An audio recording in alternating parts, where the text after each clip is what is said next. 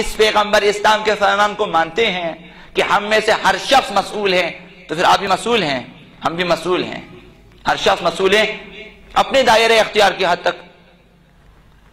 جو کچھ آپ کے ماتحت ہیں، جو کچھ اس کے متعلق آپ مسئول ہیں، آپ سے پوچھا جائے گا، آپ سے سوال کیا جائے گا ہر حوالے سے، مخصوصاً دینی تعلیم و تربیت کے حوالے سے پوچھا جائے گا۔ قیامت کے دن یہ فرزندان ملت چھوڑ دیں گے، احادیث پڑھے، ایک ایک کا گریبان تھامے بھائی، جوان اٹھے گا، باپ کا گریبان، بھائی کا گریبان، اور جو مسئولین ہیں ان کا گریبان کہ تم نے ہمیں گمراہ کیا، تربیت نہیں کی، جب ہم گمراہ ہو رہے تھے تم نے کون سا برنامہ اجرا کیا ہمارے تربیت کے لیے، کون سا عملی اقدام کیا تو نے، جب نہیں کیا۔ آپ دیکھ رہے ہیں آپ کے سامنے جوان گمراہ ہو رہے ہیں، برین واشنگ ہو رہی ہے، نونہالوں کا استحصال کیا جا رہا ہے، خواتین کی بری تربیت کی جا رہی ہے، انہیں برین واش کیا جا رہا ہے، اور انہیں اسلامی حقائق سکھانے کی بجائے بدعتوں میں الجھا رہے ہیں، اور آپ آرام سے بیٹھے ہوئے ہیں کہ اسلام کا کام ہو رہا ہے۔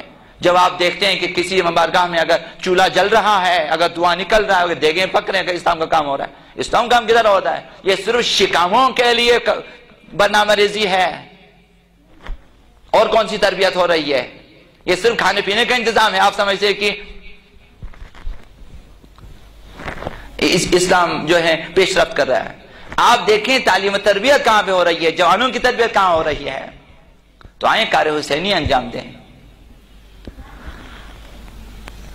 اتنی سادہ نہ بنے، اس قدر اتنی سادگی کے ساتھ ہم اسلام کو آگے نہیں بڑھا سکتے، اس قدر سادہ نہ بنے، سنجیدہ ہو جائیں، اور اپنے سینے میں اگر درد اسلام نہیں ہے تو پیدا کریں۔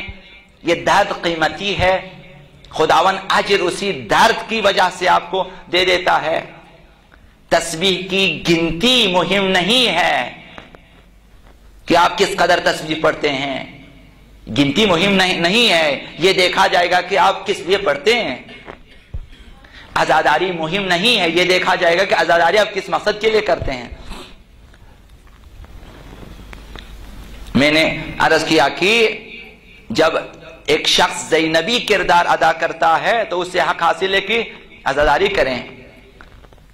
زینب جس نے زینبی کردار ادا کیا، جس نے پیغام اہل بیت کو پہنچایا، بازاروں میں پہنچا دیا،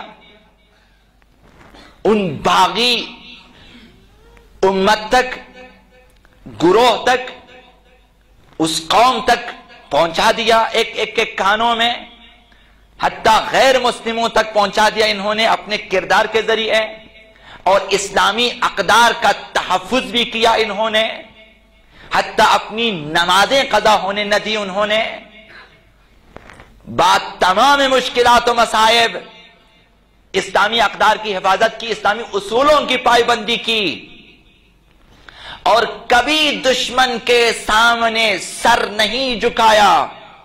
از مدینہ تا مکہ، از مکہ تا کربلا، از کربلا تا کوفہ، از کوفہ تا شام، شام سے زندان، زندان سے تا کربلا و مدینہ۔ ان میں سے کسی ایک نے کسی ظالم کے سامنے سر جھکایا ہو، کبھی التماس کیا ہو؟ انہوں نے زینبی کردار ادا کیا ہے، انہوں نے اب عبداللہ حسین کی مدد کی ہے، انہیں حق حاصل ہے عزاداری کریں۔ لہذا وہ عزاداری کا اہتمام بھی کرتے ہیں، وہ بھرپور اہتمام کرتے ہیں۔ آپ کیا تصور کرتے ہیں حضرت علیہ مکرمہ زینب شریکت الحسین کے لیے کہاں بہتر عزاداری ہو سکتی تھی؟ ظاہر ہے کہ اگر واپس آ جاتے مدینے میں، اپنے محلے میں، سب کو بلا لیتے، عزاداری ہو جاتی۔ یہ جناب زینب نے اسی کاخ طاغوت میں کیوں یہ چاہا کہ وہاں عزاداری ہو جائے؟ اسی دارالعمارے میں، اسی یزید کے محل میں چاہا کہ ہمیں یہاں ایک گھر دیں، یہاں جگہ دیں، ہم نے یہاں عزاداری کرنی ہے۔ تو یہاں سے آپ سمجھ لیں آپ کو کہاں عزاداری کرنی ہے۔ عزاداری وہاں کریں جہاں فائدہ مند ہونا چاہیے، پیغام ہے اب عبداللہ حسین بہتر سے بہتر پہنچنا چاہیے لوگوں تک.